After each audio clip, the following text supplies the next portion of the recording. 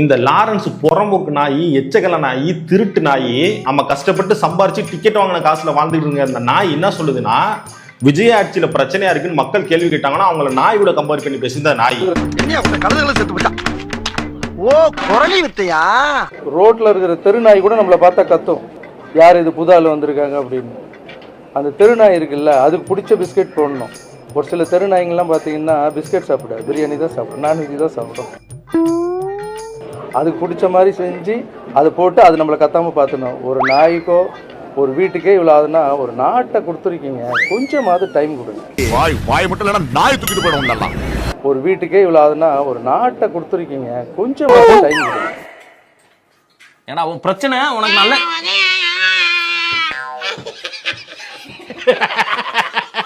அவன் கிடக்குறான். எதுக்கு டைம் கொடுக்கணும் எனக்கு புரியல.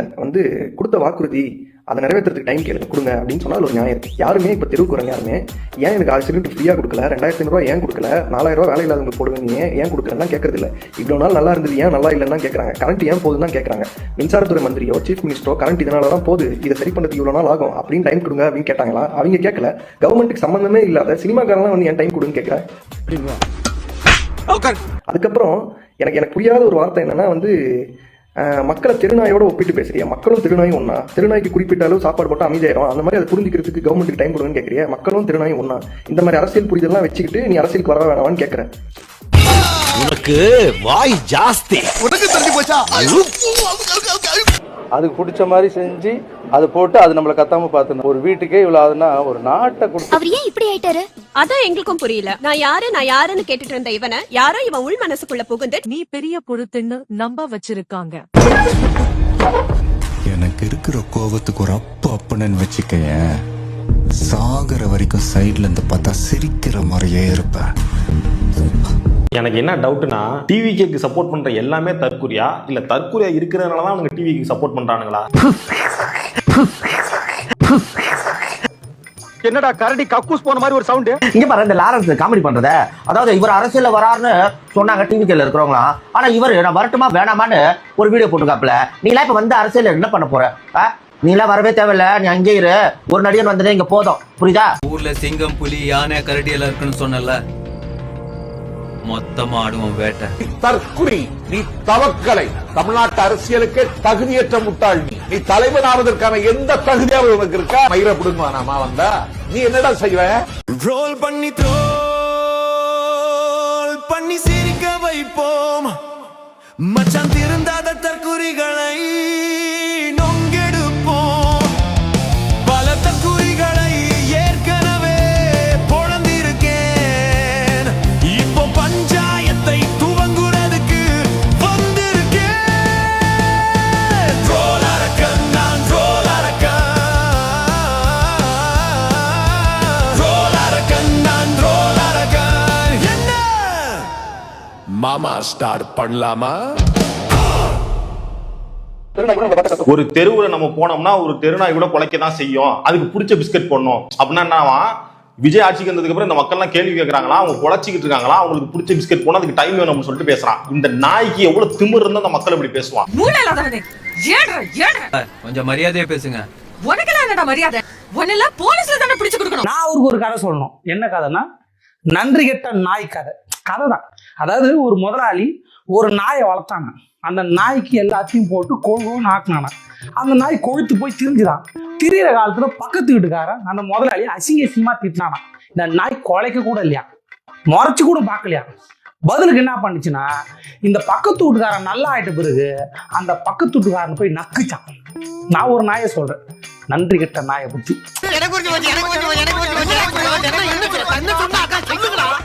இந்த நாய் திருச்சி இப்ப இடைத்தேர்தல் வருதுல, அதுல கூட டிவிக்கு சார்பா நிக்க போறானா. இந்த நாய் ஆட்சியில் ஏதாவது பிரச்சனை வந்ததுன்னு மக்கள் கேள்வி கேட்டா அந்த மக்களையும் இப்படிதானே பார்ப்பான்.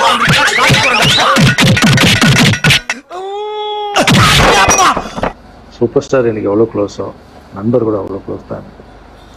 ஏன்னா மேகமாய் வந்து போகிறேன்ற சாங்லேருந்து நான் ஒரு டான்ஸ் மாஸ்டராக பண்ண ஆரம்பித்தேன். அதுக்கப்புறம் நிறைய சாங் பண்ணேன், கரெக்ட் வச்சிருக்கேன். அது உங்களுக்கு தெரியும், தாம் தக்க தீம் தக்க அவருக்கு மட்டும் நான் ஸ்பெஷலாக பண்ணி கொடுத்துட்டு தமிழ் வேறு யாரும். டான்ஸ் தெரியாதவனே சிஎம் ஆகும்போது டான்ஸ் சொல்லி கொடுத்தவன் நீ அரசியல் வரதுல என்ன தப்பு இருக்குன்னு ஏறி வா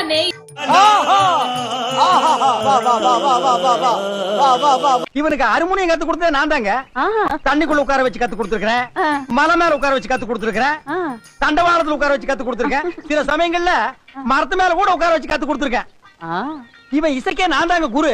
அப்படியா? என்ன அப்படி கேட்டீங்க? என்கிட்ட வேடிக்கை பார்த்துட்டு இருந்த பையெல்லாம் மியூசிக் டைரக்டர் ஆகும்போது முறையா கத்துக்கிட்டு நான் ஆகக்கூடாதா? கண்டிப்பா. இசைக்கே நான் தாங்க மெயின். ஒரு நிமிஷம், கொஞ்சம் தனியா பேசணும். தனியா தானே பேசணும். அந்த பாரு அங்க யாருமே இல்ல, போய் பேசிட்டு வா.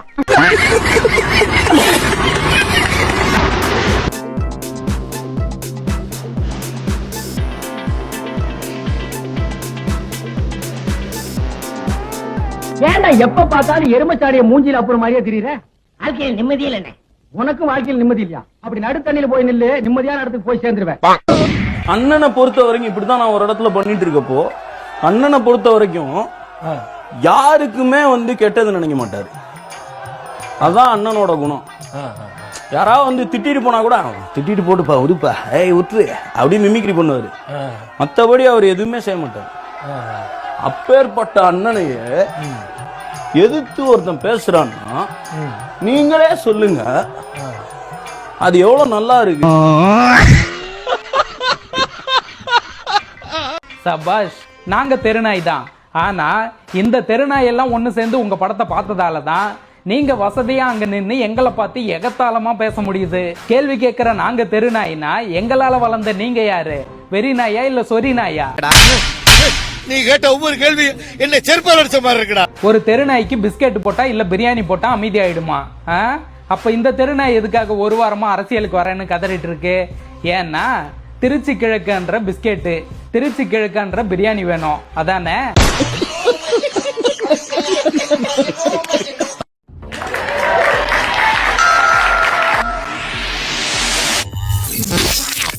அண்ணே காஜி மோகன் அண்ணே, சிசி சாரி ராஜ்மோகன் அண்ணே, என்னதுனே இது?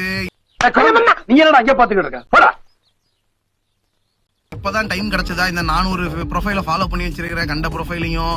இருட்டு பொந்து முரட்டு சந்து என்னடா பேஜ் இது? ஓகே, பளிச் பளிச் அப்படின்னா பளிச் குரூப். ஓஹோ, கியா மியா மாப்ள. அப்ப இதுக்கு தான் ட்விட்டரை யூஸ் பண்றியா? உன்னை நான் எவ்வளவு பெரிய ஆள் நினைச்சேன். இப்பவே பளிச் பளிச் குரூப் எல்லாம் போய் நீ ஃபாலோ பண்ணி வச்சிருக்கேன். நான் புடி மாப்ள, கொஞ்சம் கூட ஒரு டீசென்சி இல்ல மாப்ள உனக்கு. இதெல்லாம் எலெக்ஷன் முன்னாடியே பண்ண வேண்டாமா? பாரு நம்ம பசங்க டக்குன்னு 400 ஃபாலோவர் குறைஞ்சோடனே என்ன 400 ஃபாலோவர் யாரா இருக்கும் அப்படின்னு தேடி கண்டுபிடிச்சிட்டாங்க. பார்த்து சூதானமா இருந்துக்கோனே. பள்ளி கல்வித்துறையில இருக்கும், சுய ஒழுக்கத்தோட இருக்க வேண்டிய டிபார்ட்மெண்ட். உங்க கட்சி ரேபிஸ்ட் இந்த மாதிரிலாம் இருந்தோம்னா வேலை நடக்காது. ராஜ்மோகன் அண்ணனாவே இருக்கணும் தான் எங்களுக்கும் விருப்பம். காஜி மோகன் பேர் எடுத்துடக்கூடாது. நல்லவங்க இருக்கிறதுனால நாட்டுல அப்பப்போ மழையே பெய்யுது. கவர்ச்சியில மயங்கி மக்கள் நமக்கு ஓட்டு போட்டுட்டாங்களா? நான் என்ன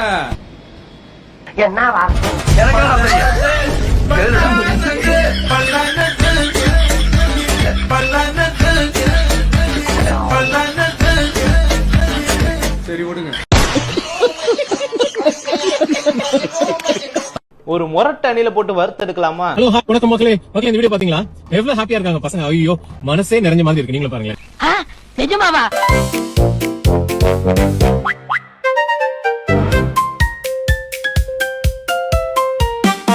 இருக்கிற நம்ம குழந்தைங்களுக்கு எல்லாம் நார்மல் சைக்கிள் இல்லாம BTM hero cycles, the stylish and more reliable cycles. பசங்க எல்லாம் அவ்வளவு ஜாலியா எடுத்து போறாங்க.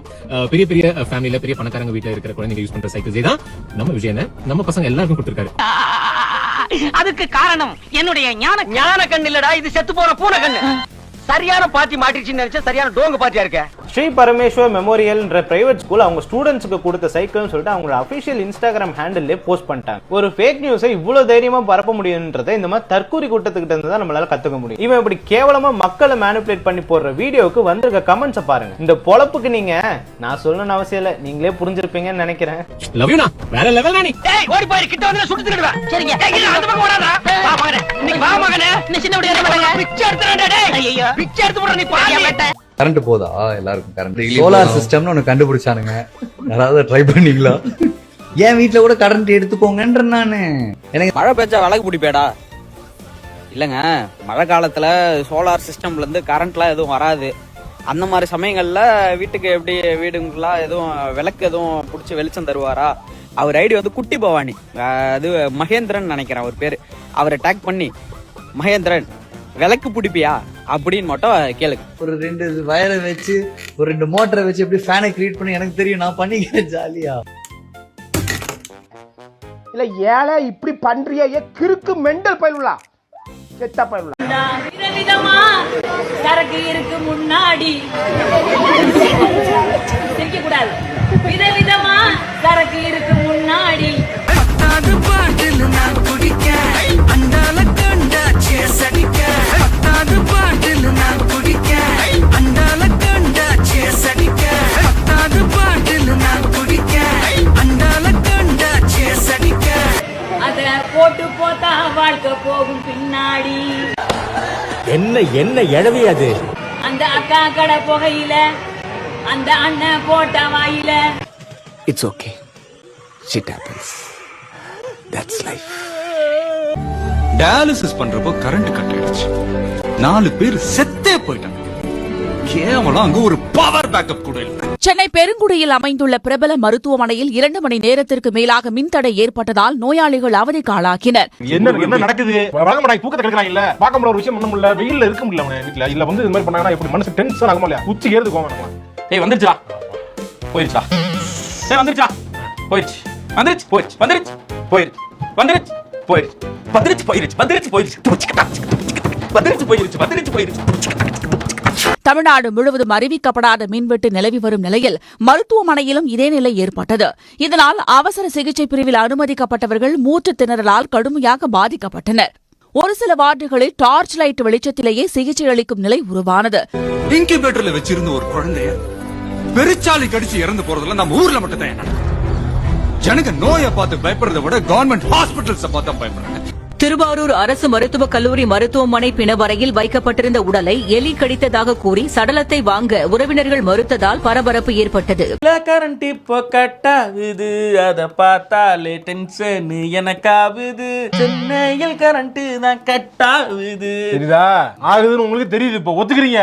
நல்லா போயிட்டு இருந்துச்சுங்க. என்னைக்கு வந்ததோ அன்னையில இருந்து இன்னை வரைக்கும் அந்த பிரச்சனைகள். யார் காரணம்? யார் காரணம்? பேச வைக்காதீங்க. யார் காரணம்? யார் காரணம்? யார் காரணம்? யார் காரணம்? நீ சொல்லு. நீங்க சொல்லுங்க. நீ சொல்லு. பீஸ் கேரியரை புடிங்கிட்டீங்க. இந்த ஸ்டோரி எல்லாம் நீ நம்பு, நான் நம்ப மாட்டேன். என் மகன் சொன்னா, என் மக சொன்னா, என் பேரன் சொன்னா, என் பேத்தி சொன்னான்னு விசிலுக்கு போட்டுட்டு இப்ப நைட்டு கரண்ட் இல்லைன்னு கதர்னு கதறி கொண்டிருப்பவர்களும் இங்க இருக்கக்கூடும். எல்லாம் இருப்பீங்க, கதருங்க. இன்னும் 5 வருஷத்துக்கு கதறு தான். மாஸ்டர் மகேந்திரன் இங்க பாருங்களேன், எவ்வளவு பெரிய ஃபேன்ஸ் இருக்குதுன்னு. இந்த பணக்கார முதலைங்க அவங்க ஊரே ஊட்டி மாதிரி குளுன்னு இருக்கணும்னு இதெல்லாம் போட்டு வச்சிருப்பாங்க போல. இந்த ஃபேன்ஸே பாதி கரண்ட் தின்னுடுங்க. அண்ணங்கிட்ட சொல்லி முதல்ல இதை ஆஃப் பண்ண சொல்லுங்க. அப்பதான் தமிழ்நாட்டுல பவர் கட் ஆகாது. இவனும் கேள்வி கேட்க மாட்டாங்க, முட்டா மக்கள். எதிர்காலத்துல எங்க நல்லது நடந்தாலும் அது நம்ம பசங்க தான் பண்ணிருப்பாங்க. சென்னை ஆலந்தூரில் கணவனை இழந்த பெண்ணுக்கு பாலியல் தொல்லை கொடுத்த தாவேகா நிர்வாகி மீது வழக்கு பதியப்பட்டுள்ளது. பொள்ளாச்சி சம்பவம் பாணியில் சேலத்தில் தாவேகா நிர்வாகி ஒருவர் 7 பெண்களை குறிவைத்து பாலியல் அத்துமீறலில் ஈடுபட்டு அதனை வீடியோவாக பதிவு செய்து மிரட்டிய சம்பவம் அதிர்ச்சியை ஏற்படுத்தியுள்ளது. புதுக்கோட்டையில் கூடுதல் வட்டிப்பணம் தருவதாக சுமார் 40க்கும் மேற்பட்டோரிடம் 15 கோடி ரூபாய் மோசடி செய்து வடமாநிலத்தில் பதுங்கிய தாவேகா முன்னாள் நிர்வாகியை போலீசார் கைது செய்துள்ளனர்.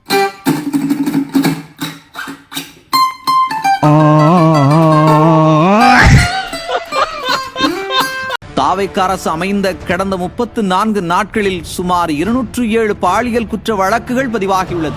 சார் கொஞ்சம் ஜாக்கிரதை பேசுங்க, நான் ஒரு தேசியவாதி. சார் ஏன் சார் கேவலப்படுத்துறீங்க? இந்த நாட்டை கேவலப்படுத்துறது நீங்களா நானாடா? டேய், நம்ம பாட்ட முப்பாட்ட வெள்ளக்காரன் கொடியை இறக்கிட்டு நம்ம கொடியை ஏத்துறதுக்கு உசுரையே கொடுத்தாங்க. நீங்க என்னடானா தெருவா லோலோன்னு அலையறீங்க. திருந்துங்கடா டேய். அதில் குழந்தைகளுக்கு எதிரான பாலியல் குற்றங்கள் மட்டும் 106. இன்னொரு வாட்டி இது மாதிரி எதுனா நடந்துச்சு ஒத்த சாவச்சு. அதிலும் தாவேகவினர் சம்பந்தப்பட்ட வழக்குகளை எண்ணி முடியவில்லை.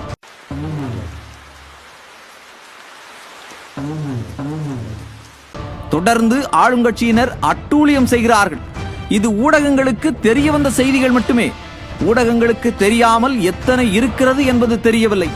பல இடங்களில் காவல்துறை வழக்கு பதிவு செய்யவில்லை என்கிற குற்றச்சாட்டும் எழுகிறது. ஏண்டா எதுக்கு இதெல்லாம்? சிங்கப்பெண் சிறப்பு படை என்கிறார்கள். நடிகர் விஜயை நம்பி வாக்களித்த மக்கள் அதனை அதிரடிப்படையாகத்தான் பார்க்கிறார்கள். ஆனால் குற்றவாளிகளோ சிறப்பு படையை சிரிப்பு படையாகத்தான் பார்க்கிறார்கள். என்ன பதில் சொல்லுவ? ஆமான்னு உண்மையை ஒத்துக்க முடியுமா? செருப்பால் அடிப்பாங்க. உண்மையை சொல்ல வேண்டுமென்றால் அந்த படையின் செயல்பாடுகளும் அப்படித்தான் இருக்கிறது.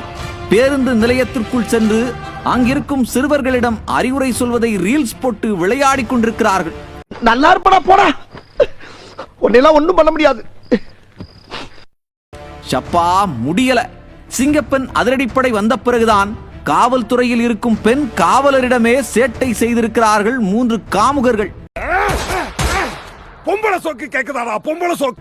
அதில் ஒருவர் தாவேக்க நிர்வாகி வேறு. வெளியே சொன்னால் வெட்கக்கேடு. நல்லா சிரிங்க சிரிங்க பாவா. இதையெல்லாம் ஆட்சியில் இருக்கும் நடிகர் விஜயிடம் நம்மால் கேட்க முடியாது. ஏனென்றால் சிங்கப்பெண் திட்டத்தை தொடங்கும் போதே தனி மனித ஒழுக்கம், சமூக குற்றம் என கையை விரித்து விட்டார். போச்சடா போச்சு, நான் என்ன பண்ணுவேன், நான் என்ன பாவம் பண்ண.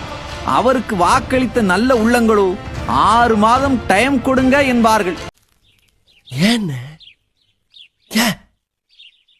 எதுக்காக? இந்த விஜய்க்கு சப்போர்ட் பண்ணக்கூடிய எல்லா நாய்களோட புத்தியும் இப்படிதான் இருக்கும் போல இருக்கு. நேத்து மகேந்திரன் நாய் என்ன சொன்னுச்சுன்னா, சோலார் சிஸ்டம், சோலார் பவர்னு சொல்ல தெரியல, சோலார் பிளானட்னு சொல்ல தெரியல, சோலார் சிஸ்டம்னு பேசியிருந்தான் அந்த நாய். சோலார் சிஸ்டத்துக்கும் சோலார் பிளானட்டுக்கும் வித்தியாசம் தெரியாத நாய் 2 ஃபேனை வச்சு நான் வந்து ஓட விட்டுருவேன், எங்க வீட்டுல இருந்து கரண்ட் எடுத்துங்கன்னு பெரிய மயிர் மாதிரி பேசினான். இப்ப இந்த நாய் என்னன்னா நாய் கூட கம்பேர் பண்ணி பேசுது இந்த நாட்டு மக்களை. ஒரு ஆட்சியில பிரச்சனை இருந்தா ஆட்சியாளர் கேள்வி கேட்க தான் செய்வாங்க. கேள்வி கேட்கிற மக்களை எவ்வளவு இழிவா பாக்குறான்னு பாருங்க இவனுங்க. இந்த நாயெல்லாம் சும்மாவே விடக்கூடாது.